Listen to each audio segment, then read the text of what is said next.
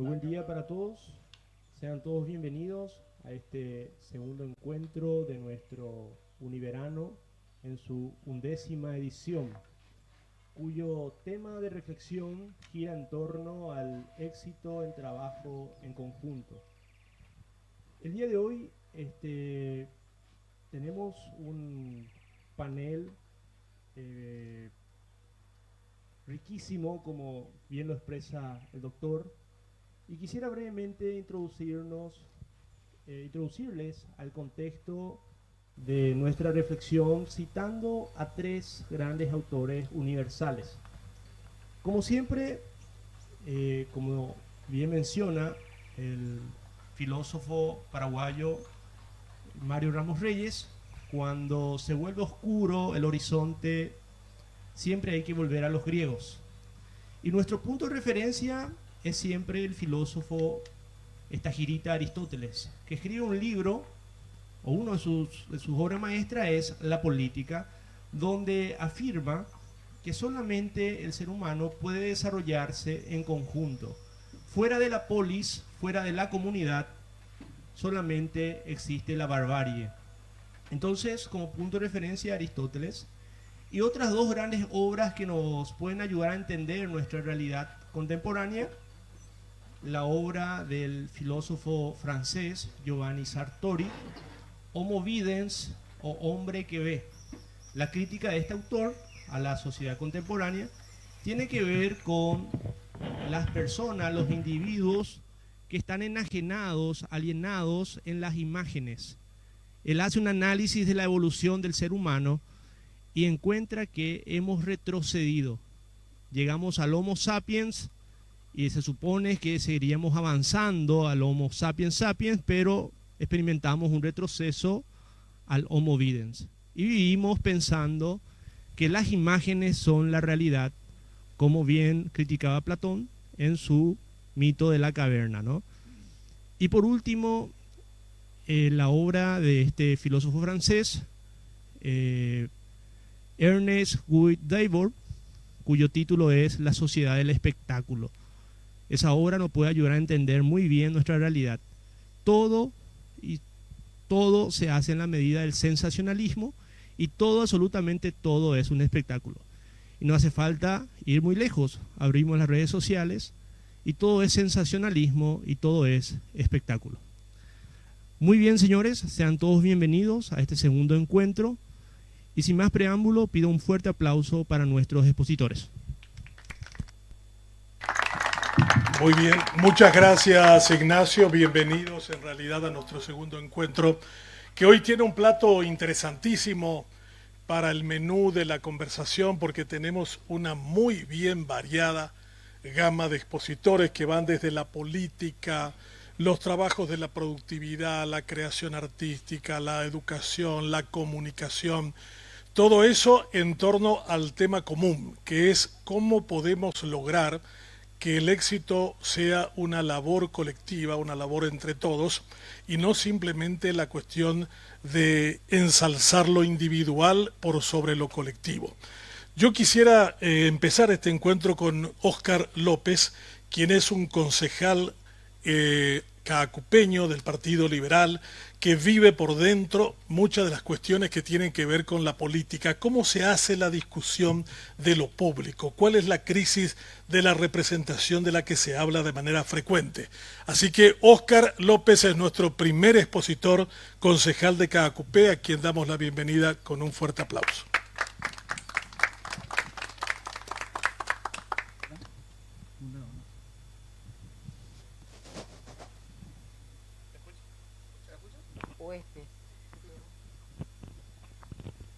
Hola, sí, este está mejor. Buen día para todos. Para mí es un honor poder estar acá después de haber participado ya de varias ediciones de lo que es el Univerano. Agradezco especialmente al doctor Benjamín y a mi amigo Ignacio, Nacho, que está por allá, por distinguirme con este honor de poder compartir mi punto de vista, mi concepto sobre este tema tan interesante. A mí me gustó muchísimo el lema de Univerano de su 11ª edición, si no me equivoco, de la 11ª edición, que es el bien común. Y el título de mi tema me gustó mucho más aún porque es El escondido bien común. Y la verdad que a lo largo de la historia creo que se nos ha perdido un poco, y así como decía Ignacio, hoy con todo lo que es el efecto de las redes sociales, donde tenemos a una generación que creo que está muy atraída por todo lo sensacionalista, hemos dejado de foco lo importante, lo esencial. Y hablar del bien común es hablar de la historia de la humanidad, básicamente.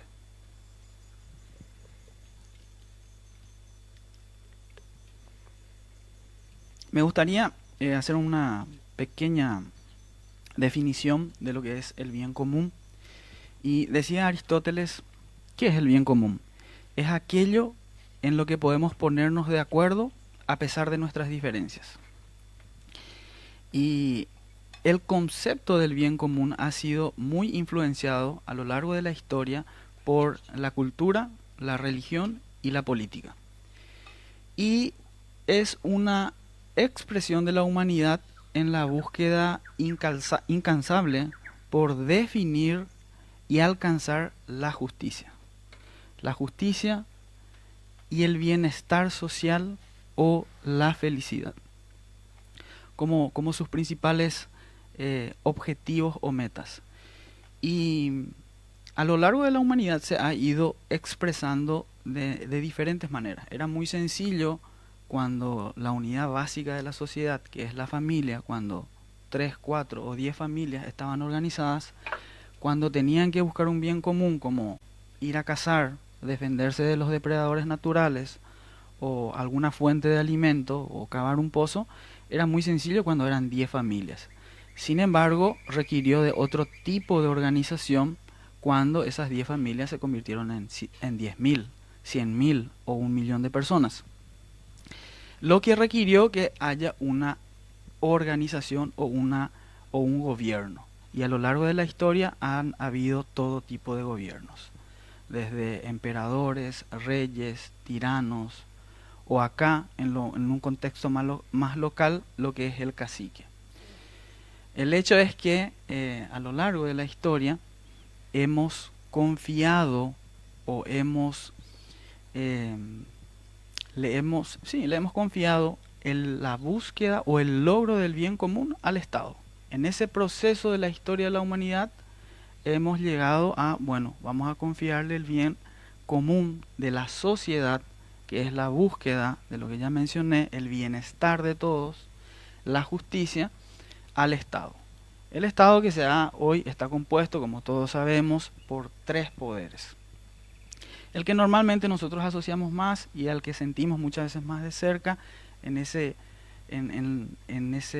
necesidad que tenemos como sociedad de satisfacer las necesidades básicas de servicios básicos, es el gobierno. Y a mí me gustaría, en este poco tiempo que tengo, porque somos muchos y estamos creo que ansiosos de escucharle a los demás, me gustaría hablarlo más desde mi experiencia como militante, como un líder comunitario y desde mi experiencia en la política. Tengo que contarles para los que no me conocen, yo soy concejal municipal, soy cooperativista, mi formación académica es en psicología. Sin embargo, estoy haciendo una maestría que ustedes van a decir que tiene que ver, pero estoy haciendo una maestría en finanzas y eso tiene mucho que ver con mi historia o mi formación de trabajo y de emprendedor. Pero si hay algo que me apasiona, como le decía el doctor Benjamín, es la política. Y la política desde el servicio comunitario, en el cual tengo muchísimos años. Bueno, la expresión de la búsqueda del bien común, en otros países las sociedades le han confiado, pero en un porcentaje elevadísimo, al Estado, y este satisface en gran medida todas esas necesidades. Sin embargo, en un país como el nuestro, en un país tercermundista, nos encontramos, el paraguayo se encuentra en un dilema. De ahí venía un poco mi pregunta en la primera jornada al doctor Benjamín, de una pregunta sobre la cual yo tengo una postura, y es un poco la conclusión de mi intervención, es ¿de quién es la responsabilidad de la búsqueda del bien común? ¿Es una responsabilidad que es 100% del Estado o nosotros tenemos algún grado de responsabilidad en esa búsqueda? Y se hablaba mucho acá de una expresión de la búsqueda del bien común como la solidaridad del paraguayo, expresada en las polladas, muchas veces porque algún vecino se enfermó, tuvo un accidente en motocicleta, un accidente de tránsito, y el sistema de salud no está en condiciones de proveerle todo ese servicio básico que esperamos. Entonces la comunidad se organiza y se solidariza con esa persona. Pero pensaba yo, ¿ustedes se imaginan en un país nórdico, en un país, no sé, como Noruega, que cuando a alguien le toque eh, pasar por una enfermedad o un accidente, que ellos se estén organizando para hacer una pollada? Creo que eso no creo que eso pase, ¿verdad? ¿Por qué? Porque ellos le han confiado al Estado, a través del soberano y sus representantes, satisfacer esas necesidades de bien común. Y sin embargo, acá en Paraguay nosotros estamos ante un dilema.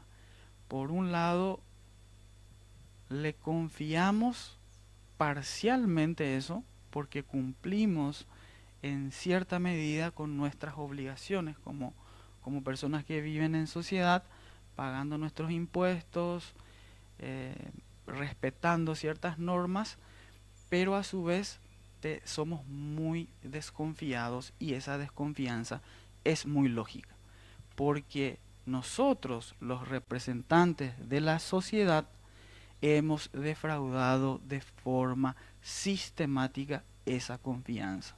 Y eso se refleja en la insuficiente capacidad que tiene el Estado de satisfacer esas necesidades, esa necesidad de bien común que tenemos como sociedad. Entonces, esa situación le pone al paraguayo en una posición que yo escucho mucho que se dice, no, Shendas hay político, yo soy apolítico. Es como que eso es popular, pero es entendible por el desprestigio que tenemos nosotros los políticos. Vos desde el momento en que sos político ya tu rating bajó automáticamente. Eso es, uno ya entra a la cancha sabiendo que está con ese resultado negativo. Entonces uno debe de remar para poder revertir o reivindicar esa imagen y poder decir, no, no todos somos iguales, no todos queremos lo mismo. Hay personas que realmente creemos en este país, creemos en esta sociedad y creemos que podemos hacer que la sociedad confíe nuevamente en sus representantes genuinos para satisfacer eso que nos han confiado, que es el gobierno de los recursos que tiene una sociedad. Y sin embargo, nos dice Aristóteles, y yo me quedo con ese concepto, el humano es un animal político. Para mí, aquel que dice, no, yo soy apolítico, automáticamente me imagino que es una persona, así como ven esos programas que se van a las montañas, a la selva, a vivir solo. Para mí ese sí es un apolítico y puede decir yo soy apolítico. Pero es un ermitaño. Desde el momento en que nosotros elegimos vivir en sociedad, somos un ser político, nos guste o no. Y la militancia o no militancia no significa que no seamos políticos. Entonces, el gobierno y nosotros los políticos hemos fallado y le hemos defraudado de forma consecutiva, de forma sistemática a la sociedad, y necesitamos revertir eso, y eso lo vamos a hacer con resultados. Sin embargo, la sociedad, los individuos, tenemos una responsabilidad, tenemos un compromiso que es en mejorar el bienestar y lograr que los gobiernos y las autoridades puedan cumplir con sus roles y funciones tiene que ver mucho con la participación. Si tengo un discurso en cualquier expresión en búsqueda del bien común, porque hay tantas expresiones. La expresión máxima es el Estado, pero luego hay un sinfín de expresiones que buscan el bien común. Para las personas que provenimos de barrios, de compañías, la expresión de bien común es organizarse en comisiones. Organizarse en comisiones porque nosotros que somos de esta parte del país, y no creo que es para la mayoría de los países, de las ciudades de este país, nosotros sabemos que tanto el gobierno municipal, el gobierno departamental y el nacional no tiene una planificación que nos incluya para satisfacer nuestras necesidades muy básicas. Estamos hablando de necesidades de tener caminos en condiciones. En mi caso provengo de una compañía, de un barrio que toda la vida tuvo un camino de tierra. Necesidades muy básicas como agua. El agua es una crisis terrible que vivimos en Caacupé, y como una expresión de búsqueda de bien común, los barrios y las comunidades se organizan en torno a comisiones y saben que si no hacen eso y no recurren a su autoridad, no van a hacer. No hay un plan estratégico de los próximos 20 años para Caacupé, para los próximos 10 años que contemple hacer eso. Entonces ahí uno ve una expresión de búsqueda de bien común donde hay una activa participación. Porque acá se hablaba mucho de que el paraguayo solamente se manifiesta en la búsqueda del bien común cuando es solidaridad y es algo malo. Pero en realidad no es así. Muchísimas comunidades se logran diferenciar de otras y obtienen eso gracias a que su comunidad es mucho más activa, es mucho más organizada. Lo cual no debería de ser así, porque si nosotros ya le hemos confiado eso a un gobierno local, a un gobierno departamental, lo lógico sería que nosotros hagamos nuestra parte. ¿Qué es nuestra parte? Trabajar, pagar nuestros impuestos, cumplir, producir para que los gobiernos tengan los recursos y puedan satisfacer todo eso. Sin embargo, nuestras instituciones cuentan con recursos muy limitados que hoy no nos permitirían hacer eso. Otra expresión de búsqueda de bien común que creo que es lo que nos falta, y con eso yo cierro mi intervención, es nuestra participación ante atropellos o intentos de atropellos de algún grupo de poder o movimiento o partido político, en que a mí particularmente me ha tocado y siempre lo voy a estar, cuando la democracia, la libertad, que son dos aspectos centrales para mí como liberal, estén en peligro, debemos salir. Y los jóvenes y el paraguayo dicen, no, yo soy apolítico, entonces yo no me voy a ir. No tiene que ver con que seas político, apolítico, seas militante o no, o seas de tal o cual partido.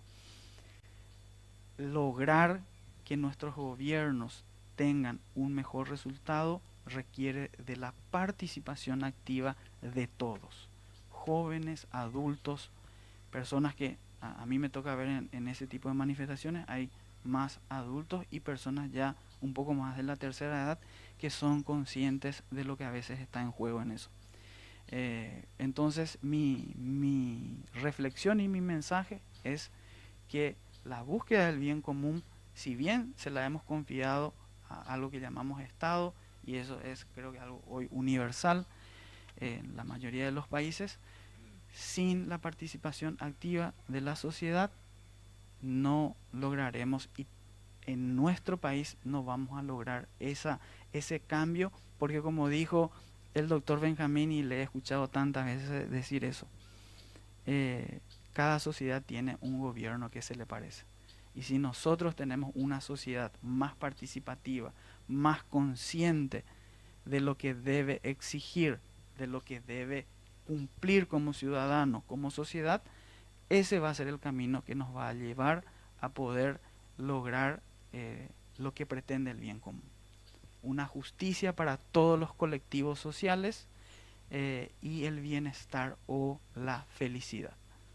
Bueno, con eso cierro. Muchísimas gracias. Gracias por este aplauso. Un político que dice estamos decepcionando a la sociedad, no hemos cumplido lo que realmente la gente esperaba.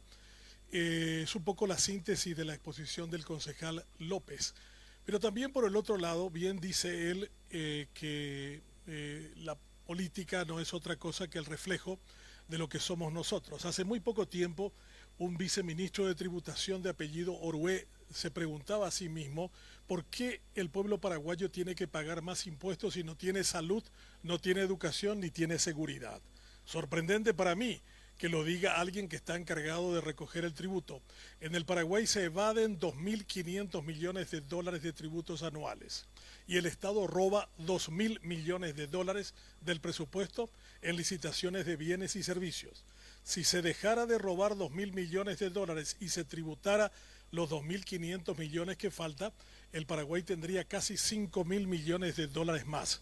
Eso significaría 5 veces la inversión en materia educativa, 6 veces la inversión en salud y por supuesto el país viviría mejor. Pero ¿quién pagaría más, como lo dice el secretario de Tributación, si no tenemos salud, no tenemos educación, ni tenemos seguridad? El Paraguay tiene una de las presiones tributarias más bajas del mundo, 11%. George Birbaumer es austriaco. Si él viviera en Austria estaría pagando impuestos de más o menos el 52% de su salario mensual. Pues eso es paraguayo ahora. ¿Cómo? Por eso soy paraguayo ahora. Por eso es paraguayo ahora, claro, viene acá donde el 11% nomás. Entonces, George, te queda a ti en esta exposición. ¿Cuántos años tenés en Paraguay? Siempre interrumpido, pero creo que total aproximadamente 40 años ya. 40 años y viene para hablar con nosotros esta mañana desde San Pedro del Guamandillú. Cuesta mucho sacarle de allí. Eso queda como a 300 kilómetros de aquí y vive en ese sitio. Ha trabajado mucho con varias organizaciones tratando de organizar a este pueblo. Yo disfruto mucho de las conversaciones con él y la gente nunca entendió muy bien el tema de la cooperación. A tal punto que una vez se hizo una encuesta en la GTZ donde él trabajaba y le preguntaron a unos paraguayos qué era la GTZ. Y la mayoría dijo una Land Cruiser blanca. Era todo lo que podía definir esta organización. Pero por supuesto han hecho mucho más que esa simple descripción. Y me gustaría, George, que nos contaras cómo es trabajar con el paraguayo en el tema del bien común. Cómo es entrenarlo, educarlo, trabajar con él en actividades de carácter agrícola. ¿Cuán sostenible? Como el TAP, la tasa promedio anual, o sea, había un crecimiento de nosotros más o menos, ¿no? Hasta de 2002 hasta cuando llegó esa enfermedad COVID. Después de COVID, si el 20, 21, 22, 23, 24, 25, los crecimientos, las tasas promedios anuales, lastimosamente son bajísimos, eran bajísimos, teníamos 2 años de crecimiento cero, o sea, los últimos 5 años el crecimiento económico de nosotros ni llega a 3%. Entonces, va a ser muy, muy difícil que estemos mejor en algunos añitos. Digo eso, para el crecimiento económico es muy importante la agricultura o el sector primario. El sector primario tiene una participación en nuestra riqueza de 12,5%, pero ahora hay un término nuevo, el crecimiento del sector primario ampliado, que incluye también las transferencias, digamos, de vaca, leche, queso, de vaca, cuero, ¿no? Esas industrias que transfieren materia prima. Y entonces, por esto, el valor del sector primario ampliado es 25% del Producto Interno Bruto. Es mucho, ¿no? Y si ese tembla y no funciona, nuestros productos internos brutos va a bajar mucho más aún. Entonces yo hace un poco tiempo, hace ya 2 años, escribí un libro sobre políticas agrorurales que podrán aliviar esta problemática de la bajada de los ingresos o de la dinámica del sector primario. Y no le voy a hablar todo de esas diferentes políticas que podrían mejorar. A lo mejor me refiero a uno que es importante, pero no vale hablar mucho, que es la reorganización del Ministerio de Agricultura y Ganadería. Pero eso podemos hablar en 1 minuto porque tendríamos que esvaciar más o menos todos los empleados del Ministerio de Agricultura y Ganadería para poder lograr una reorganización. Entonces, olvidamos esa temática, esa estrategia. Vamos a otra que es totalmente desconocida del Ministerio de Agricultura y Ganadería y que estoy mencionando en este libro. Y ese tiene que ver con la formación de pueblos más fuertes o ciudades intermedios. ¿Por qué? ¿Me entienden? Es una estrategia rara, ¿no? Pero ¿por qué le digo eso? Si miramos el campo, yo siempre acompañé a los censos agropecuarios nacionales y desde 1991 hasta el último censo de 22 hemos perdido del campo más que 1 millón, no campesinos, pero miembros de familias campesinas, ¿no? O la juventud campesina ha salido. Y desde el 91 hasta ahora, como he dicho, un poquito más que 1 millón de personas, ¿no? ¿Y por qué? Por el trabajo, ¿no? Esa es una cosa principal. En términos que en 1991 yo mismo he hecho una investigación muy importante. Cada pequeño productor, de hasta 20 hectáreas en ese caso, tenían en su lugar 7,4 personas o miembros de la familia. Es en 1991. El último censo, adivinan cuántas personas de una familia viven en su campo. Nadie tiene idea. Son 2,4. ¿No? Si caímos, entonces toda esa gente, ¿no? Hoy en el campo, el campesino son 2 personas y 2,4 personas, o sea, padre, madre, un nieto, algo así. Hasta ahí nomás llegamos. Entonces vemos, es tremendo en Paraguay, el esvaciamiento del campo, no hay más gente en el campo. Entonces es importante cómo podemos frenar eso. Toda la gente va a ciudades y ahí ahora la pobreza va a aumentar mucho los próximos años y ya ha aumentado mucho, ¿no? Entonces es importante frenar esta migración, ¿no? ¿Y cómo se hace?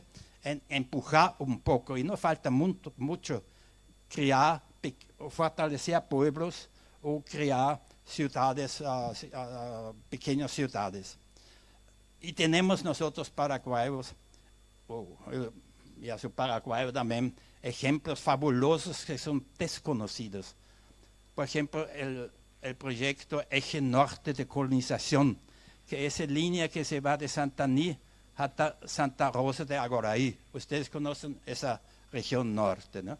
Esa es una región llamada, que hoy nadie quiere escuchar, reforma agraria. Ahí se ha asentado campesinos a 20.000 campesinos a 20 hectáreas. Y hoy, cuando usted va a ese trecho, son 100 kilómetros, de Santaní hasta Santa Rosa de Agoraí, lleno de pueblo, o de ciudades. Conoce tal vez Guayaquil. Yo fui en Guayaquil en 1980, quería tomar un café, ni sabían qué café.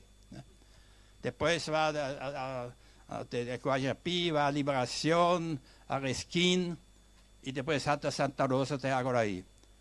Montón de ciudades. ¿Y qué generan ciudades o pueblos? Antes todo trabajamos con empleos rurales, agrícolas, ¿no? Y lo importante ahora para frenar esta corrida de jóvenes hacia ciudades es generar empleos rurales no agrícolas. Y para eso necesitas ciudades, pueblos. Si no lo logras, o también leyes que hemos hecho, pero naturalmente no fueron aceptados, por ejemplo, impuesto progresivo al latifundio, ¿no? Terminó. Pero entonces, como ese no logramos, yo sugería aquí el fortalecimiento de pequeños pueblos, y como hemos visto en esta región de norte de San Pedro, ese se ha logrado. Digamos, el capital o el pueblo más crecido ahí es Choré, que se creció en 1964 y tiene hoy más habitantes que la capital de San Pedro, donde vive mi señora, ¿no? Que tiene unos 3.000 o 4.000, un poco más habitantes que el propio Choré, ¿no? Y sí. Y la diferencia también entre Choré y San Pedro, porque San Pedro está estancado, es exclusivamente por malos gobernantes, ¿no? Exclusivamente. Si no, ¿cómo es posible que un lugar que era en 1964 creció tanto, mientras tu capital proviene de 1700 y algo, 200 años atrás, ¿no?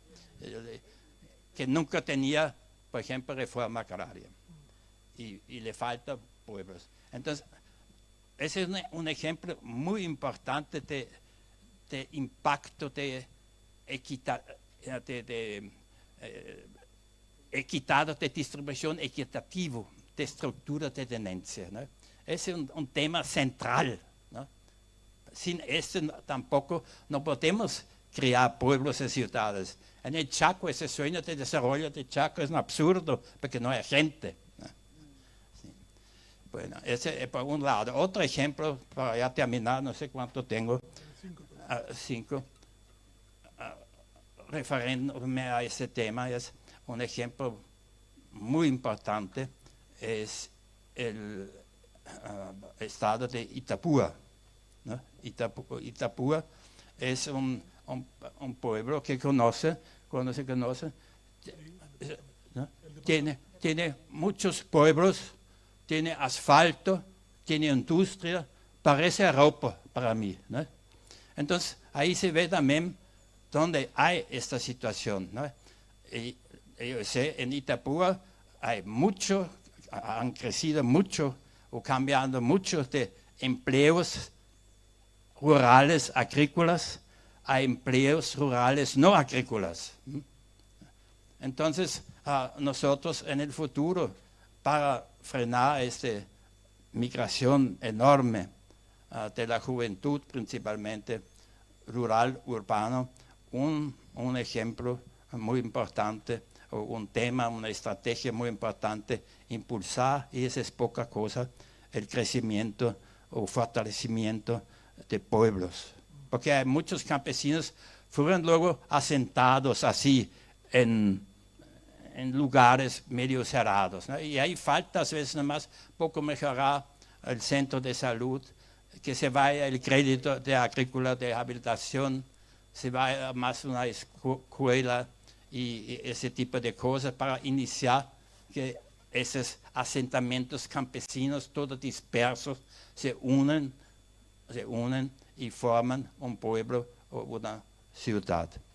Y bueno, hay muchas cosas que hablar sobre el tema, muchas otras estrategias que tengo acá, todo creo de ellas interesantes y casi desconocidas, principalmente del Ministerio de Agricultura, pero no importa.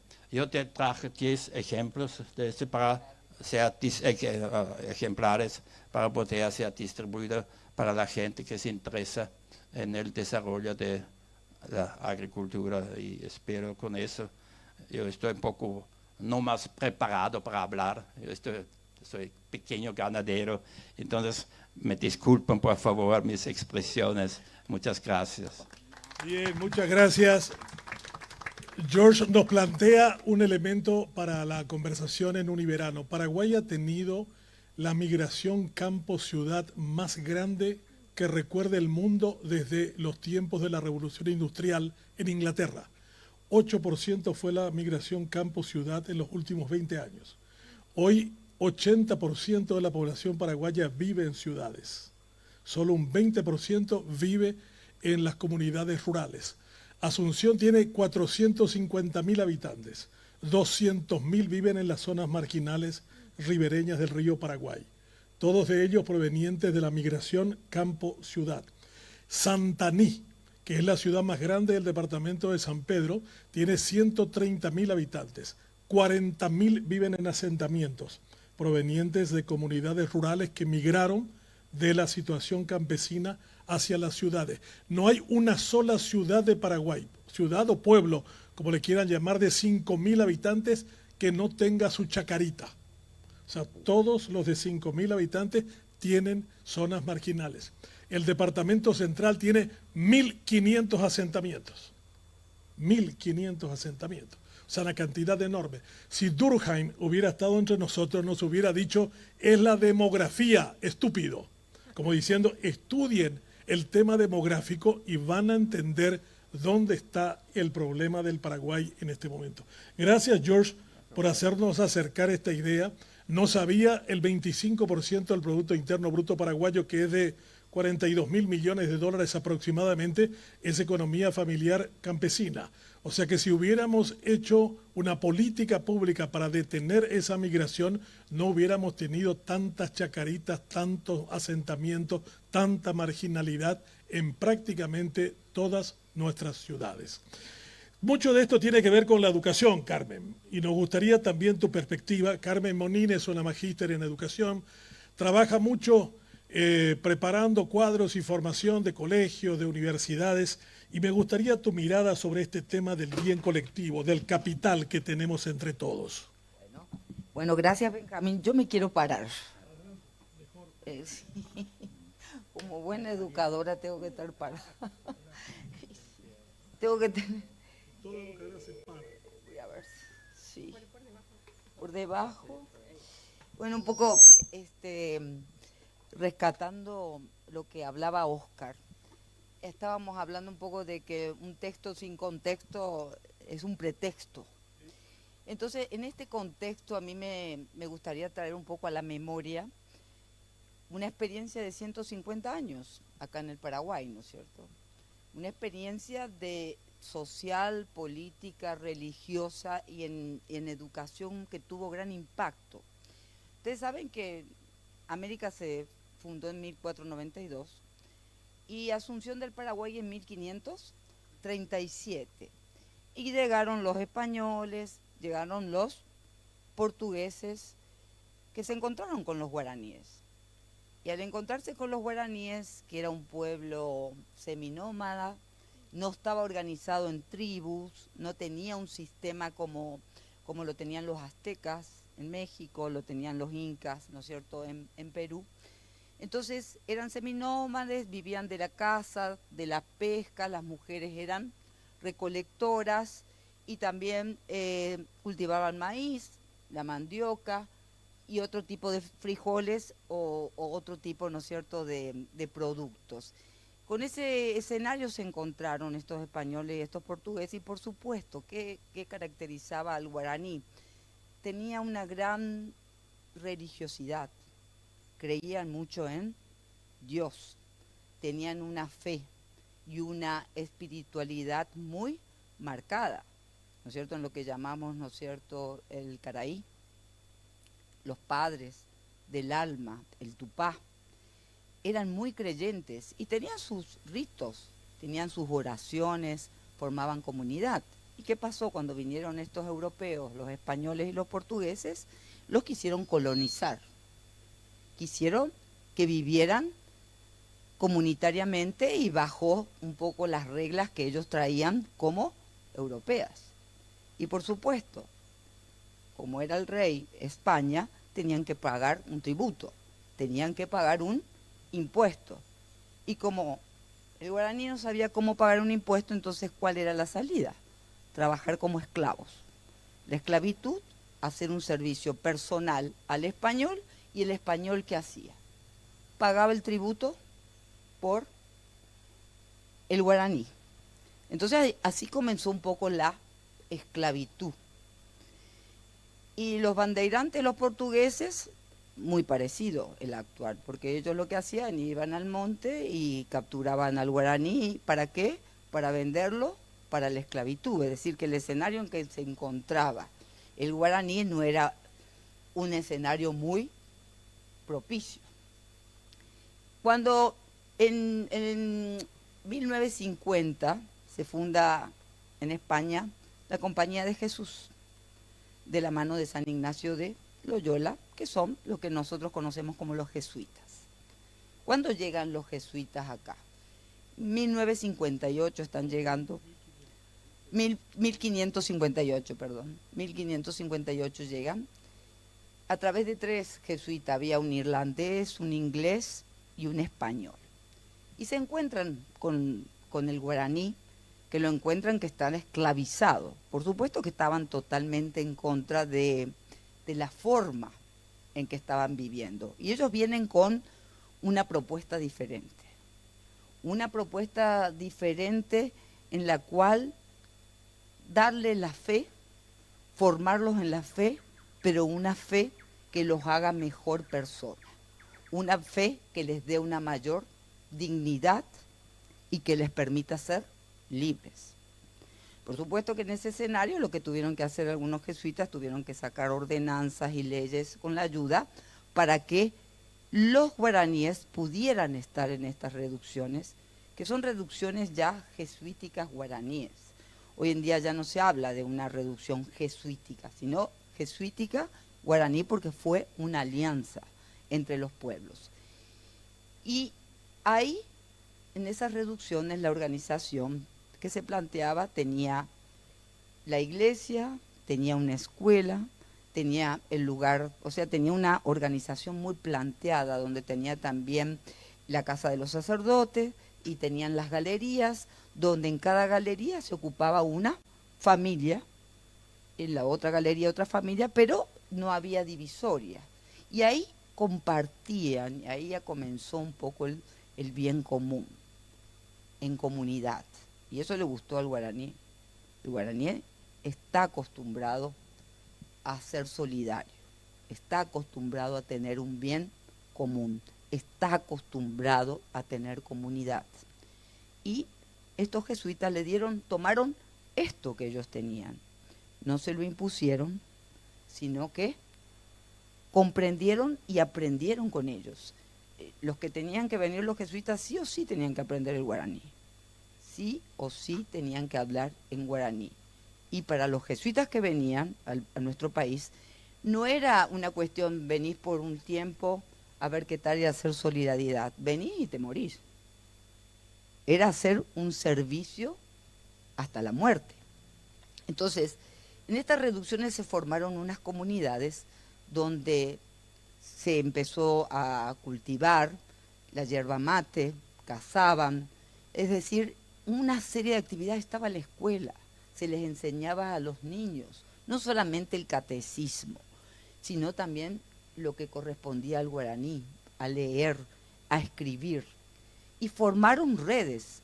Cada reducción jesuita formó redes. Es más, en un tiempo una de las reducciones tuvo una peste y todas las otras demás reducciones lo ayudaron.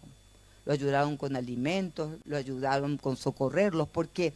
Porque había diferentes, y acá hay una palabra muy importante, dones y talentos. Habían algunas reducciones jesuitas donde se fabricaban instrumentos musicales. Habían otras reducciones que, por ejemplo, el cultivo era su principal fuente.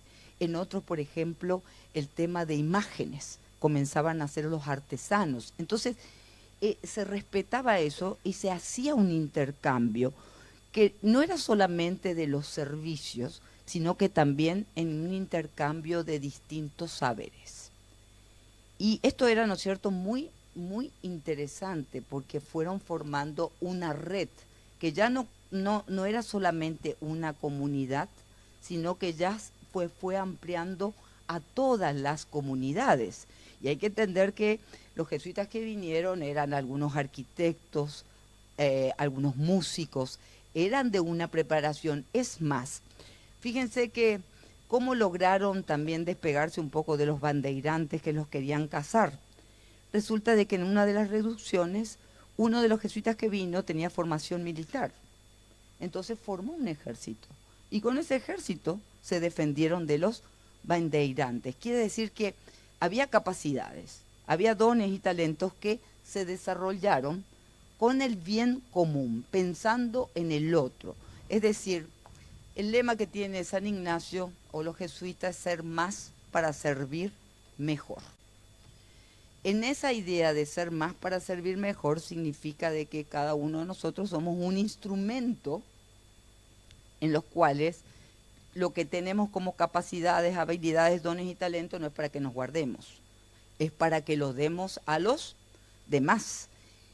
Fíjense que esto fue 150 años, esta experiencia. No es poca cosa que nos puede inspirar y decir, ¿y cómo ellos pudieron? En ese contexto, con los españoles, con los bandeirantes. ¿Y cuál es nuestro contexto? ¿Cuál similitud tenemos? ¿Cuáles serían, preguntaría yo a la audiencia, los españoles de hoy? ¿Cuáles serían para nosotros los portugueses o los bandeirantes de hoy? Que nos están esclavizando.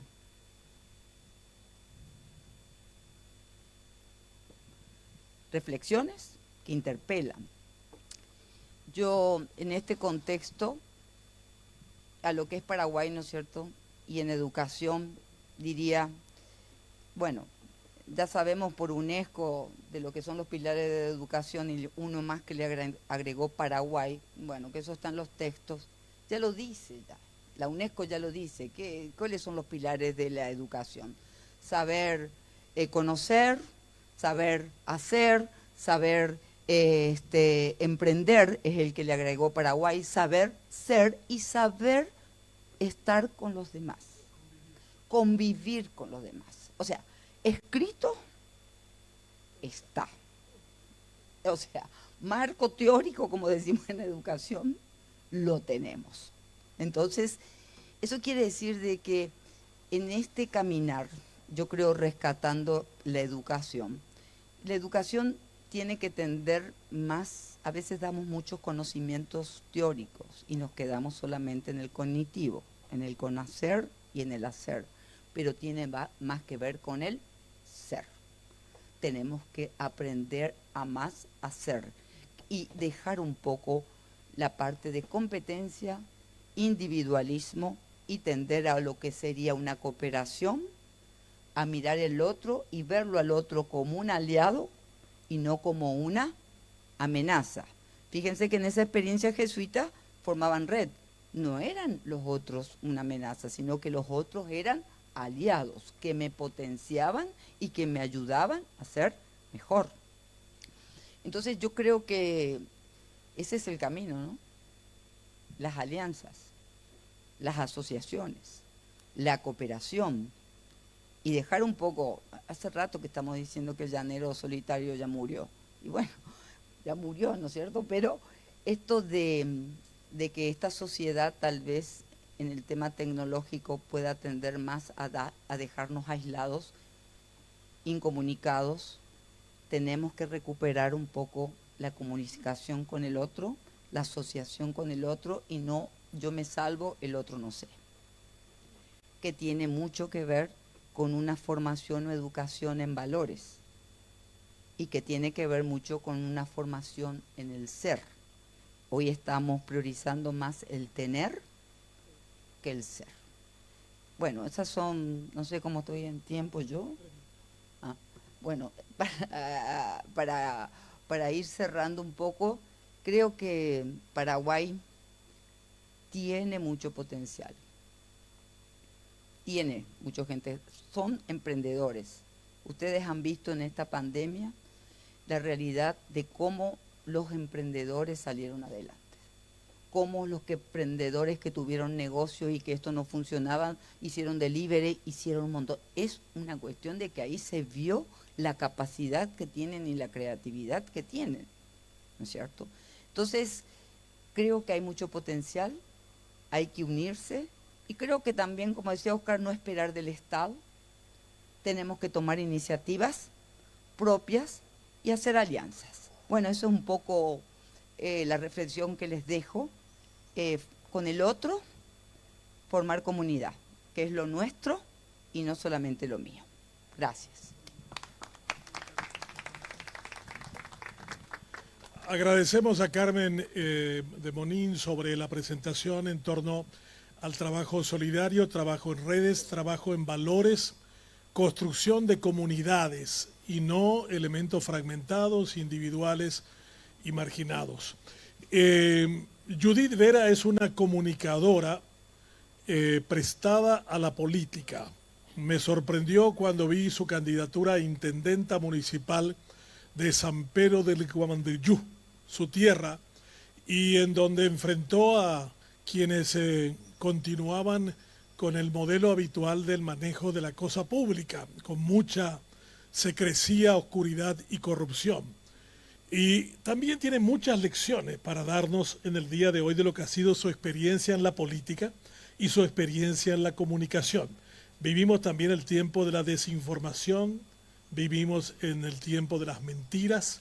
Dice que la única verdad pareciera ser hoy la mentira.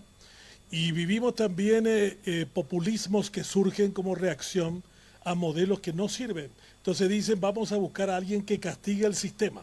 Solo que ese castigador del sistema se vuelve peor que el sistema que tendría que haber sido remodelado, reformado o rediseñado. Así que damos la bienvenida a Judith María Vera. Buen día para todos. Gracias, Benjamín, y a todo el equipo de organización. Un gusto para mí estar aquí y muy inspirada por esta arboleda tan linda, tan nuestra. Me remonta a mi infancia en la casa de mis abuelos, en una compañía de San Pedro de Cuamanduyú. Y a la par que estábamos aquí me pasaban las imágenes y esos recuerdos hermosos de mi infancia en el campo. Y de tantos valores que aprendí entre la gente del campo.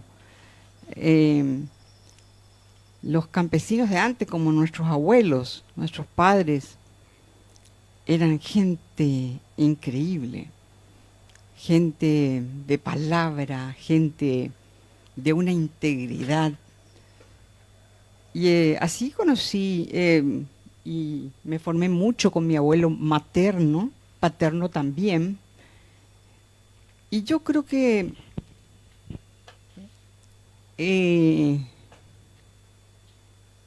eso es muy importante a la hora de la formación de líderes positivos y del compromiso, de cómo nace ese compromiso con el bien común.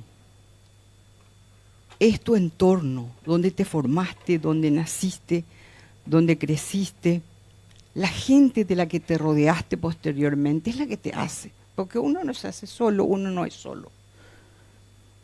Y en ese sentido, bueno, nosotros podemos hablar de los grandes fenómenos mundiales, en algunos de los cuales los estamos viviendo, pero qué bueno centrarse exclusivamente en nuestro querido país. Bueno, Y por eso a lo mejor hablar de experiencias muy, muy concretas, nuestras, que vivimos. Acá veo caras conocidas, tan valiosas como mi querido colega Andrés Colmán Gutiérrez, de un trabajo tan prestigioso y respetable en la comunicación, en el periodismo. Un gusto, Andrés, que estés aquí. Y lo mismo digo de Lisa, verá que hace tantos años nos conocemos y que tenemos ese compromiso de construir una sociedad mejor todos los días de nuestra vida. O sea, hay una cosa que está en nuestra alma, en nuestro espíritu. Entonces, hablo un poco de este San Pedro de Comaduyú, del cual Jorge daba tan malas referencias. Nos conocimos en San Pedro. Yo era locutora de la principal radio ahí, Radio Comaduyú. Y yo había estudiado la carrera de locución radial y televisiva, que era lo que me alcanzaba en ese tiempo de estudiar. Éramos 8 hermanos, mamá profesora de literatura y castellano, y papá primero trabajó mucho con la madera, con las jangadas, y luego tuvo su campo y diría yo una pequeña, mediana ganadería. Y de esa familia provengo, 8 hermanos. Y entonces, bueno, me tocó a mí esa posibilidad de venir a Asunción. Al terminar apenas el colegio, yo quería huir de San Pedro. Me quedaba muy pequeño, ya había leído todos los libros habidos y por haber del pueblo, creo. Y tenía una necesidad de salir y vine. Y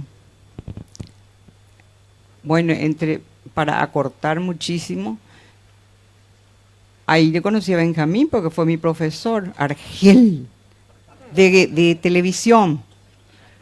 No, exigente, muy exigente, y con razón. No teníamos estudio de televisión, ¿te acuerdas, Benjamín? Y teníamos que improvisarlo en los estudios de Radio Cáritas, donde después yo terminé trabajando. O sea, mi primer trabajo fue en Radio Cáritas. Y luego me fui a San Pedro solamente para las fiestas. Estoy hablando del año 82, y me quedé ahí porque me invitaron a la radio, una radio fantástica, una radio poderosa, escuchada en todo el norte, en gran parte del Chaco, en Asunción. Y me quedé ahí, y fue una experiencia extraordinaria hacer periodismo durante la dictadura en un pueblo así.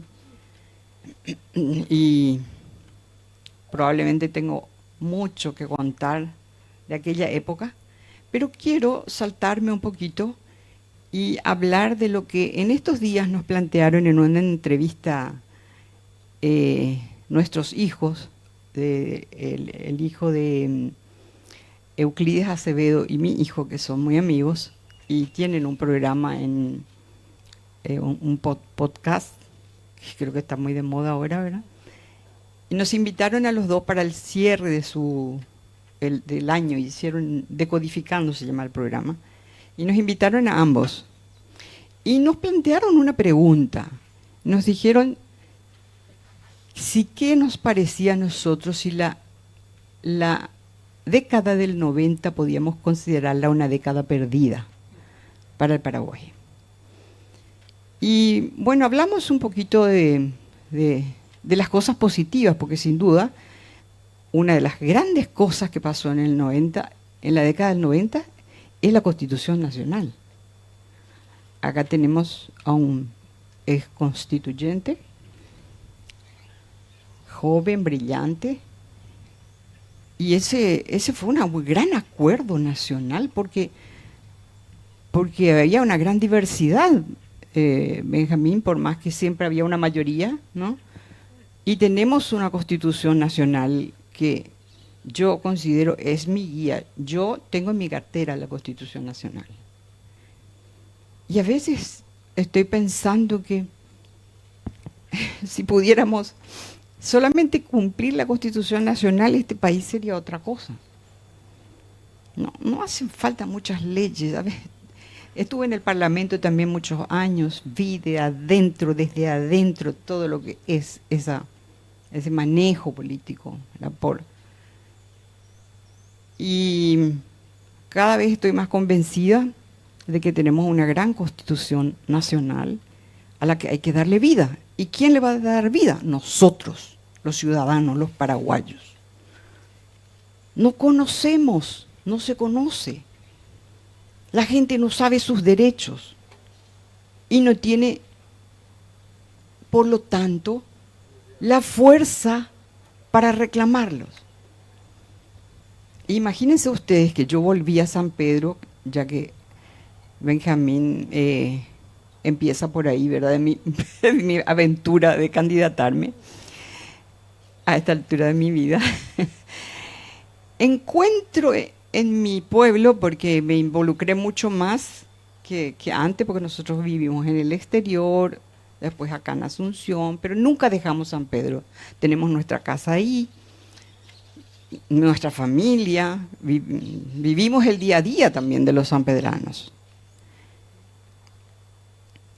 ¿Y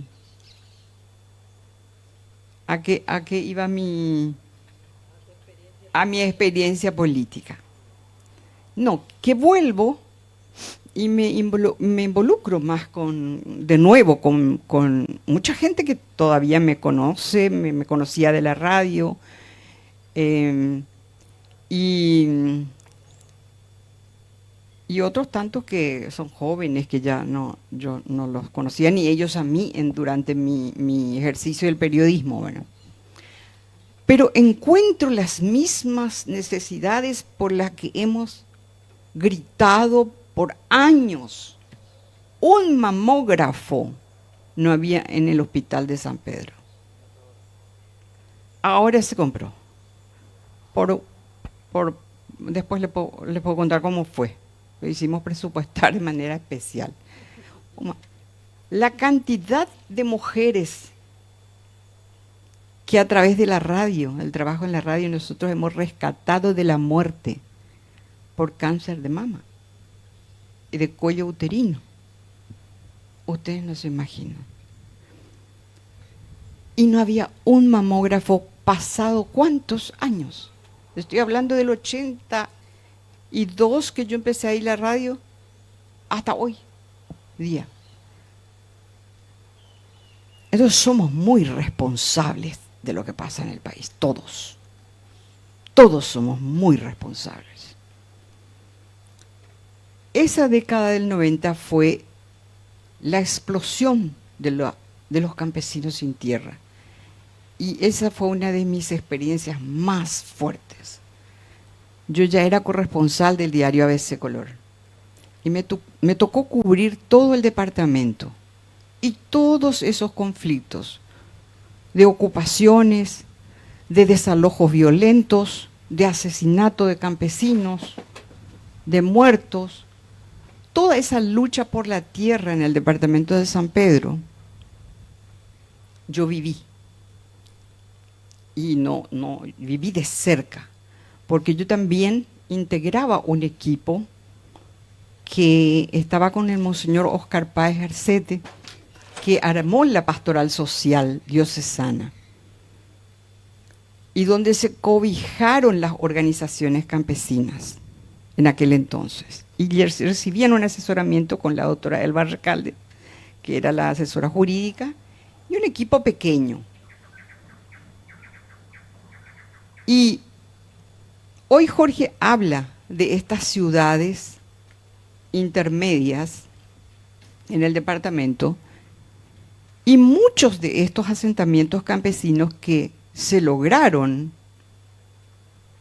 con tanto sudor y sangre, digamos, ¿verdad? Muchas están abandonadas todavía. Podrían haber sido ya pequeñas ciudades. Yo estuve en Tabaguaraní en el peor momento, donde Elvio Benítez se parapetó y no permitió la entrada del Estado al asentamiento. Asentamiento enorme que ganaron con muchos episodios de violencia en el medio, ¿verdad? Un gran latifundio que estaba ahí. Conversé con Ernesto, que era maestro en la escuela. Uno de los pabellones tenía la imagen de Rodríguez de Francia y la otra el Che Guevara. Y montones de niños, cientos de niños en esas escuelas. Y bueno, supuestamente no se podía ingresar, llegamos contactar con los dirigentes que estaban ocultos, ¿verdad? Y yo con Elvio no hablé esa vez, pues sí encontré a Ernesto. Y digo que este progreso que logra, por ejemplo, Santa Rosa de la Guaraí, se debe a la presencia de la gente. Porque hay gente, hay consumo, hay movimiento, que es lo que decía Jorge. Y sin embargo, hay asentamientos con tanto potencial que están tan abandonados. Pero ustedes no se imaginan lo que es el padecimiento de la gente para venir a hacer una gestión. Y además que tienen que venir a hacer a Asunción la gestión. Para que tengan agua potable, para que tengan una escuela, para que tengan un pequeño puesto de salud. Un pequeño puesto de salud. Y hay compañías antiguas en peor situación. La pobreza rural es enorme. Y hasta creo que aumentó. Como dice Jorge, los jóvenes se van, ¿qué van a hacer? Hay jóvenes que se van directo de, no sé, una compañía de Gribucuá, directo a España. No hacen ni pasantía en Asunción. Conozco muchos. Entonces, mi trabajo de comunicación, voy a ir acortando. Yo sentí que mi trabajo de comunicación ya hice lo que pude y tenemos una relativa influencia en los cambios, ¿verdad? Y no vamos a desconocer, Dios mío, la importancia de la comunicación, de la prensa, en los cambios, en la transformación social, ¿verdad? Creo también en el trabajo de la cultura muy fuertemente. Eso me viene también de mi madre, que mi madre organizaba a los jóvenes, ella misma escribía las obras de teatro, les traje un regalito, un librito que ella publicó, y ahora una reedición que hicimos, que mi mamá falleció hace 3 años, una mujer extraordinaria que marcó mi vida muy fuertemente y mi compromiso, ¿verdad? Porque ella era profesora y tenía mucha influencia sobre sus alumnos y hacía estas obras de teatro, también les introdujo en la música a los jóvenes, trabajaba en la iglesia, era presidenta de una cooperativa. No había lugar donde ella no se metiera. Y nos exigía, y era política, ella sostuvo el comité del PLRA en los tiempos peores con varios compañeros ciertamente, pero ella creo que era 1 o 2 mujeres nada más eran. En fin, hay tanto que hablar, ¿verdad? Pero después mis caminos, vivimos en Colombia 5 años donde hice la carrera de comunicación en la Universidad Javeriana y volví y me surgió la oportunidad de ingresar a la función pública después del marzo paraguayo. Fui directora general de comunicación de la Cancillería. Creo que duramos 5 meses con Tito Saguier. Después ya nos volaron a todos. Ya se acuerdan cómo terminó ese gobierno. Pero fue una experiencia igual impactante para mí, porque era mi primer paso por la función pública y ver un poco todo ese manejo adentro, ¿verdad? Aprendí muchísimo. Después estuve en otros medios de comunicación acá, de Asunción, en algunas radios. Y luego estuve en Radio Cáritas, de ahí pasé al Fondec, para todos estos cargos les cuento que fui llamada. Y no precisamente por mis correligionarios, que dicen algunos, ¿verdad? Pues yo no estoy afiliada, provengo de una familia muy liberal, pero yo no me afilié nunca, hasta hoy. Por eso es que nosotros hicimos, y voy ahí a mi candidatura rápidamente,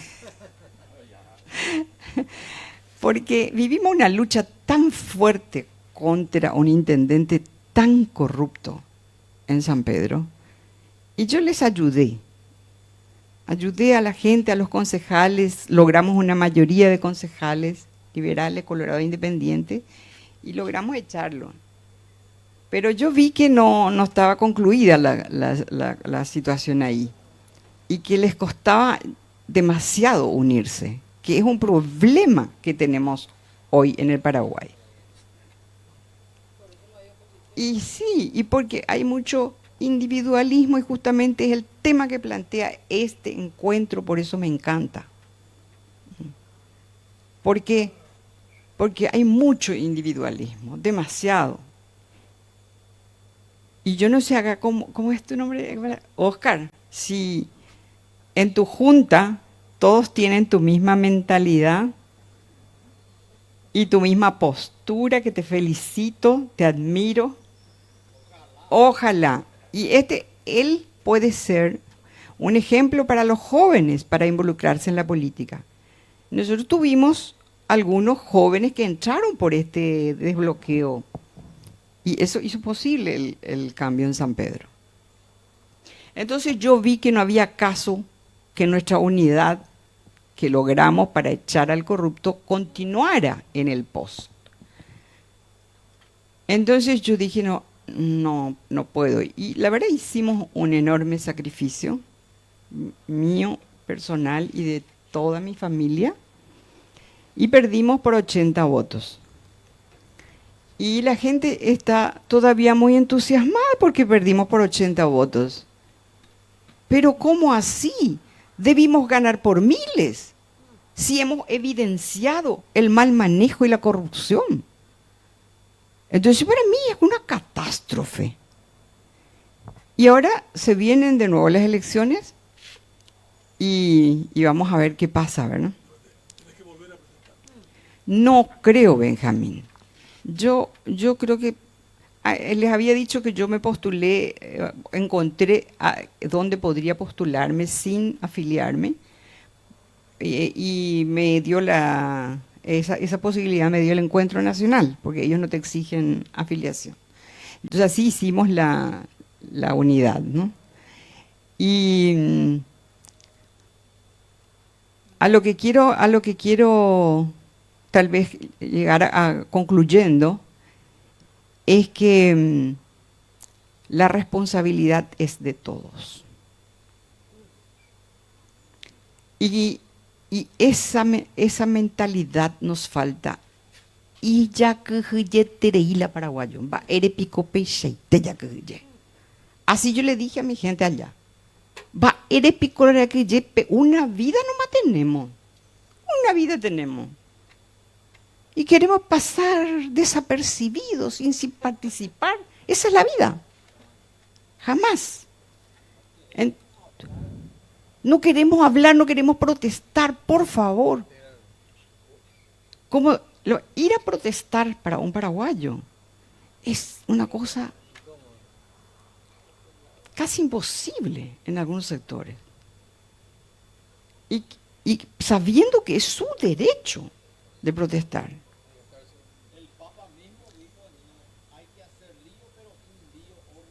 Así mismo. Traje justamente eso también, que habla en el jubileo el Papa Francisco, un gran líder,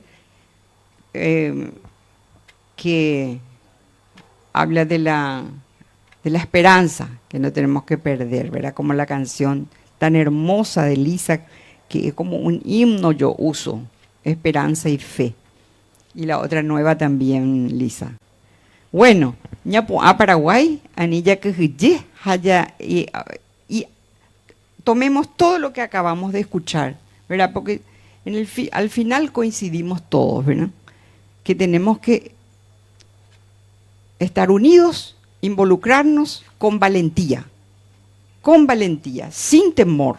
¿Por qué? Este es nuestro país tan hermoso. Dios mío, no puede estar así como está. Muchas gracias. Gracias, Judith, por tu elocuente testimonio en torno a lo que es la vida, de los compromisos y de las responsabilidades. A mí me gusta mucho el origen de las palabras. Responsabilidad viene de res, que significa cosa, y pondere, que significa valorar, ponderar. O sea, responsable es aquel que valora algo. O sea, responsable de la democracia es el que valora la democracia, responsable de la libertad es el que valora la libertad. Y yo quise que también escucháramos el testimonio de un gran cantautor argentino con conocimiento inmenso de la música, de la creación, de la composición. Vivió con nosotros en el Paraguay, nació en Córdoba, pero vivió toda su vida cultural en Posadas, en Misiones, en esa zona tan cercana a nuestros afectos, donde los jesuitas también extendieron gran parte de sus elementos culturales en esas reducciones que se encuentran también en las misiones y que lleva el nombre justamente por esa experiencia cultural jesuítica. Así que damos la bienvenida a Claudio Bustos, quien viene de la Argentina a presentarnos la creación y su música, porque también nos va a cantar algunos temas.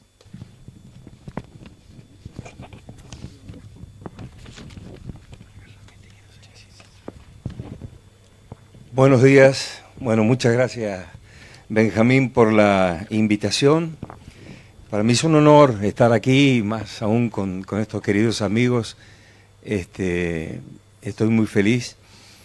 Y quiero contarles que hace un par de días estuve charlando en la radio con Benjamín sobre distintos temas, algunas actividades que vengo desarrollando, y él me demostró su preocupación, que es un poco la mía también, de esta cuestión de por qué nos estamos volviendo de un modo individualistas todos a partir de la llegada quizá de la tecnología.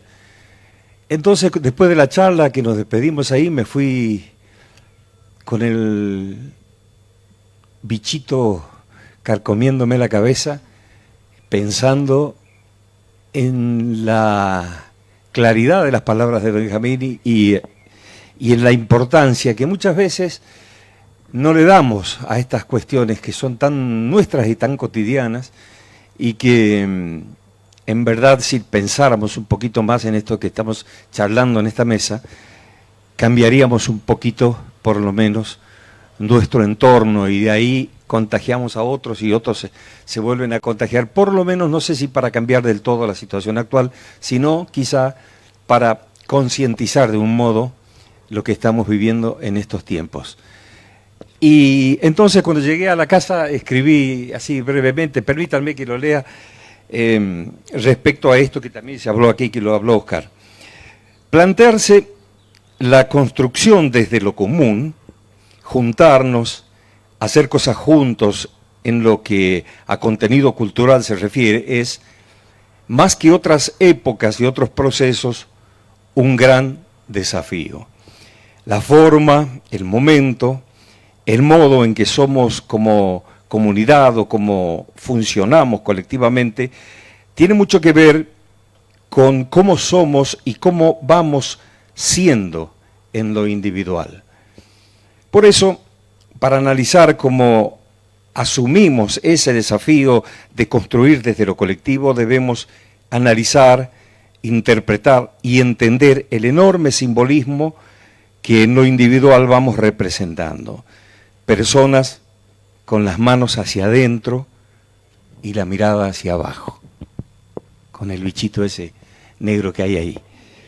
Las manos que se simbolizan abiertas y extendidas para expresar apertura, solidaridad, dar la mano como pacto, hoy, en la mayor parte de nuestro día y como inicio de casi todos los vínculos y relaciones, están hacia adentro, sosteniendo un objeto, un soporte para integrarnos. Pasa lo mismo con la mirada, ya no se ejercita tanto el mirar al otro, mirar a los ojos, hablarse de frente, miramos siempre hacia abajo la mayor parte del día. ¿Lo vieron? ¿Lo pensaron? Y después de interpretar y entender eso que somos en lo individual, viene todo lo que consumimos, lo que nos llega condensado en ese soporte de comunicación. Y allí viene el desafío, hacer camino desde la visión, a través del arte debemos dejar como un legado para los que vienen. Pensando todo esto, yo, mientras venía para acá, entre que miraba los carteles indicando no pasarme, venía también reflexionando sobre cuál fue en estos 45 años de trabajo artístico y cultural, cuál fue mi aporte y si ha valido la pena lo que hice. Y digo, yo debo estar sumamente conforme y contento porque yo he hecho desde mi espacio, desde lo que me tocó, siempre algo para unirnos, para juntarnos, para hacer algo entre todos.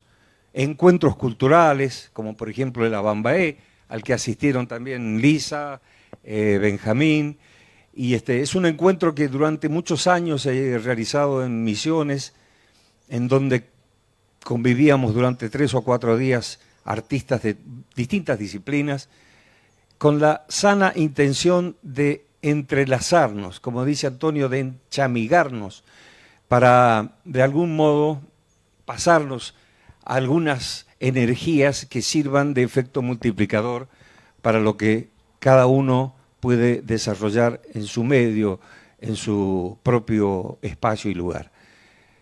También lo he hecho a través de las grabaciones de mis discos. Siempre estuve invitando gente a participar, a colaborar en discos, a sumar, nunca a restar. Lo mismo en este último material que estoy presentando ahora, hace poco, que es un libro que tiene traducciones de mi poesía a 14 idiomas. Y yo dije, ¿cómo voy a sacar un libro? ¿A quién le voy a vender un libro que tiene 14 idiomas? A mi mamá, ya se fue, se murió el año pasado.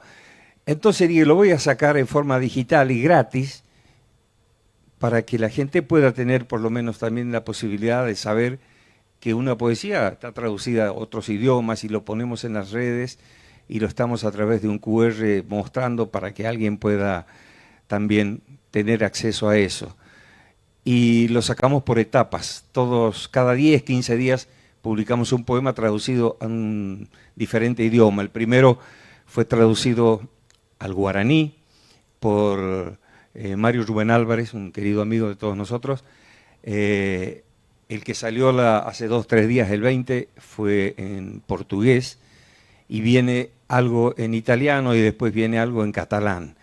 Desde hace muchos años que ando recorriendo encuentros de escritores y poetas, me he empecinado en tomar contacto con los colegas y ver cuál puede ser la proyección de cada uno de nosotros en el espacio del otro. Que venga a mi país a hacer algo o mostrar como difusor a partir de los medios de comunicación, ya sea escribiendo en el diario o en la radio, desde donde también algunos espacios tengo, y a su vez también buscar un espacio en cada uno de esos lugares de ellos, ¿no?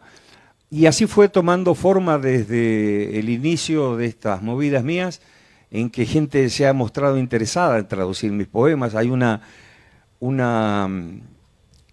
docente y escritora y poeta griega que vive hace muchos años en Bogotá, que estuvo casada con un diplomático alemán, también vivió en Alemania, y ahora se quedó viuda y vive en Bogotá, y me dijo, Claudio, yo quiero traducir tu poesía al griego.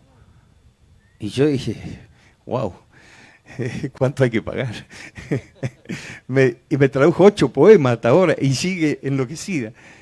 Entonces, digo, ¿cómo con esa gente maravillosa, tan fantástica y tan generosa, uno no va a tener la posibilidad también de decir, che, bueno, mira, lo que me tradujiste no está en un cajón ahí o en una caja debajo de la mesa, está puesta en las redes y está tenida en cuenta por mí. Entonces, por eso también surge esa posibilidad de hacer ese libro. Y ando también trabajando en otros proyectos. Acá tengo, para seguir corrigiendo, un pequeño libro de cuentos, que son unos cuentitos fantásticos, referidos a la estación del tren de Posadas. Yo me la imagino esa estación de tren de los años 40, 45, en plena efervescencia, con las miles de cosas que se me ocurren que pueden haber pasado ahí. Y ahí están los cuentitos, los estoy corrigiendo con la intención de que este año lo podamos sacar, ya no solo digital, sino también en papel, cosa de que pueda volver alguna moneditem, como diría el alemán, ¿no?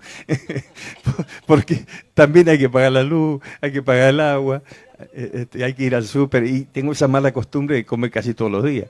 Entonces, así que bueno, no quería estar ausente de esta charla y decir que también siento que eso que se habló hoy aquí tiene que hacernos mover las neuronas y salir, y cada uno de nosotros esto mismo pasarlo a 1 o 2 personas en el mismo día de hoy o mañana, y ya van a ver que eso va sumando y se va haciendo una ramificación. Uy, ya vienen los músicos.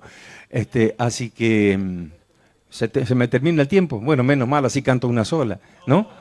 Muchas gracias, gracias por este aplauso. Gracias Claudio, que nos ha traído una mirada interesante, hacer encuentros con otras personas, ir sumando voces, permitir de que realmente nos entrelacemos culturalmente con diferentes testimonios.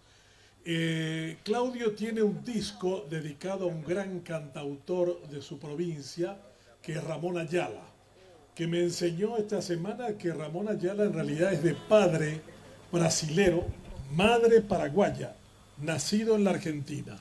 Es el autor del Mensú, una de las canciones más conocidas, y yo le pedí a Claudio que nos pudiera regalar esta mañana una canción que define mucho a Posadas, Posadeña Linda, que es de Ramón Ayala, y que realmente es un testimonio enorme sobre eso. Claudio, bienvenido con esa canción también. Muchas gracias. Sí, Ramón se nos fue hace muy poco tiempo a las estrellas, se ha ido físicamente, pero se queda cada vez que lo nombramos, cada vez que lo recordamos, y cada vez que podemos leer alguno de sus cuentos, contemplar alguno de sus dibujos, sus cuadros, o cantar una de sus canciones.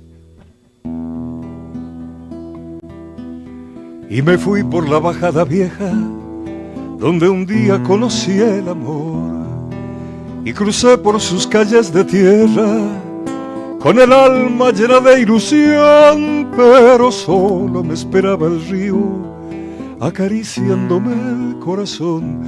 Río, río, mío, mío, dame sueños, dame que quiero vivir. Posadeña linda, pequeña flor de Mburucuyá, te llevo en la sangre con tu misterio, tu soledad.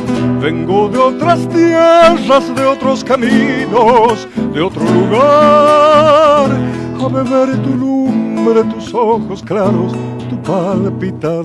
Río, río mío, mío, dame sueño, dame que quiero vivir. Que tienes mi tierra roja, que a todas partes te llevo, que por más que ande caminos me sigues con tus misterios, que tienes mi tierra roja con tus noches embrujadas, tus mujeres, tus gurises, Cerro Azul y Candelaria, y el grito de los hacheros brotando por las picadas, que tienes mi tierra roja, que me vas doliendo el alma. La barranca de los pescadores, la canoa y el camalotal, el perfume que en la noche enciende, mi posada se llena de azar, todo vuelve con tu imagen y la tierra comienza a cantar. Río, río mío, mío, dame sueños, dame que quiero vivir. Río, río mío, mío, dame sueño, dame que quiero vivir. Río, río.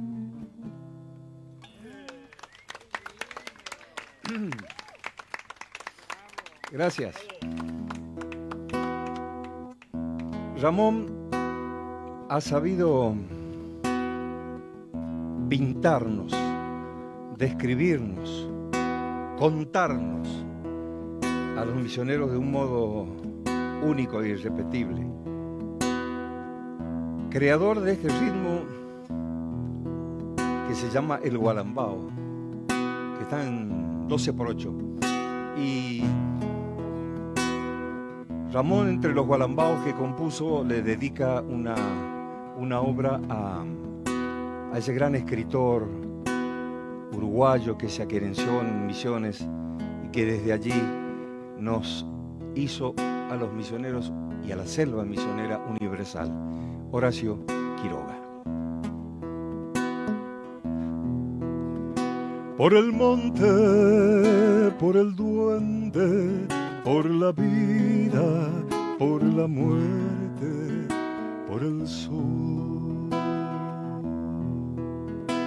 Con barba y ojos tristes volveré, por el Teyucuaré, San Ignacio encendido de misterio y soledades, volveré. Canoero rema y rema en su cuento de dolor, cabalgando el horizonte por el río que se pierde, anaconda fabulosa voy a contar de la sombra que fui, de la luz que no está, del Misiones de ayer. Por el monte, por el duende, por la vida, por la muerte, volveré. Un mensu que huyendo va por la siesta vegetal, el hachero en su penar, el urú en el barbacoa y el secreto del viejo colono borracho de otoños, perdido en el vino de su soledad. Por el monte, por el duende, por la vida, por la muerte, volveré, volveré,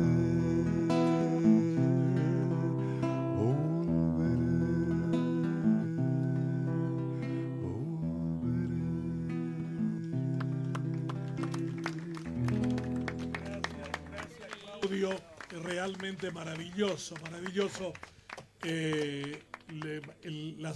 maravillosa la selección de temas que ha traído también para compartir con nosotros. Empezamos esta mañana probablemente con unos 38 grados, ha cambiado el clima, va a llover dentro de muy poco tiempo, así que nos queda poco espacio para las preguntas. Germán, tiene usted uso de palabra, así que siempre usted es el que inicia de manera elocuente las presentaciones, así que si tiene una reflexión o una pregunta específica, adelante.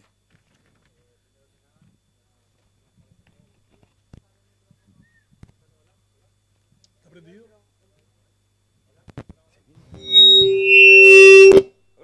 Hola, ¿ahora sí? Perfecto. Primero que nada, me gustó mucho la intervención del concejal López. Él justamente estaba hablando sobre los líderes que generalmente en la historia y en el presente nosotros percibimos como personas encargadas del bienestar común. Y citó justamente desde el cacique hasta otros tipos de líderes que fuimos teniendo en nuestra evolución. Ahora, lo que yo me pregunto es, ¿por qué en Paraguay, cuándo nosotros vamos a empezar a comprender en realidad que el líder es un administrador? El cacique era una autoridad, quizás el monarca era una autoridad. Hoy en día en democracia no tenemos autoridades, sino que tenemos administradores. Simplemente con el cambio de esa palabra, a mí me gustan mucho las palabras y a veces odio las palabras cuando son utilizadas de manera incorrecta y son tan nocivas cuando se dice autoridad de la municipalidad de tal ciudad.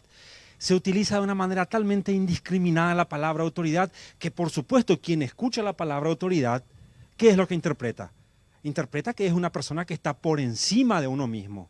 Sin embargo, si esa palabra autoridad la anulamos, la pisoteamos, la excluimos totalmente y empezamos a utilizar la palabra administrador, administradores de la municipalidad, ahí nosotros comprendemos que esa persona en la municipalidad lo que está haciendo es administrar mis bienes. Administrar, yo soy un accionista, por lo tanto yo participo en la administración también de los bienes con este administrador. Por lo tanto, por un lado culpo, responsabilizo a la palabra autoridad al momento de nuestra percepción del líder y esa costumbre de delegar el bien común, en este caso, a lo que nosotros percibimos como autoridad cuando no lo es. Y otra cosa más que quería también, otra pregunta más que quería hacerles también a los comunicadores, estando también acá, le agradezco muchísimo por su libro al señor Andrés Colmán. Las ligas agrarias. Estuvimos hablando de los jesuitas, las reducciones como un ejemplo exitoso de trabajo comunitario, pero sin embargo no tenemos en cuenta tanto la historia más reciente que son las ligas agrarias y cómo cómo castigaron a estas personas, cuánto eso dejó secuelas en nuestra capacidad de trabajar por el bienestar común en comunidad. Muchas gracias. Podemos reducir el tiempo porque va a llover. Y creo que vamos a salir corriendo todos en cualquier momento. George, ligas agrarias, organizaciones campesinas, ¿qué es lo que quedó de eso? Quedó poco o nada, lastimosamente. Y quedó poco, infelizmente. Y eso principalmente por la propia interferencia del Estado, ¿no? En grupos naturales, grupos que por sí solo eran amigos. Después viene el Estado y entra ahí y regala, con regalos. Regala un tractor. Entonces ahí es el inicio de desacuerdo entre un grupo natural bien unido. Entonces yo creo hoy día, lastimosamente, hay todavía, pero muy pocos. Yo me recuerdo muy bien de Monseñor Oscar Páez Cassette con esa señora cuando era así esperando un bebé, luchando con los campesinos. Y a mí ya querían echar 2 veces de Paraguay de esta época. Para mí fue naturalmente una honra, digamos, ofreciendo la salida. Pero lastimosamente, eso hemos dicho, ¿no? En cuanto el pueblo no comienza a moverse otra vez, unirse otra vez y luchar otra vez, no vamos a avanzar. Muy bien, muchas gracias. Gracias a todos por este Univerano magnífico en su segunda edición. El próximo sábado estaremos en la Laguna de Itá. Vamos a trasladarnos a Itá, así que están todos convidados a conocer la ciudad del cántaro y la miel en su tercera edición, donde tenemos también un grupo de invitados fantásticos. Gracias por la presencia de ustedes, gracias a la transmisión de Radio Libre, a todos los que nos siguen a través de la transmisión televisiva, casi más de 1.500 personas, a quienes también saludamos aquí desde Caacupé. Ha sido un verdadero placer. Muchas gracias. Nos vemos en Itá el próximo sábado.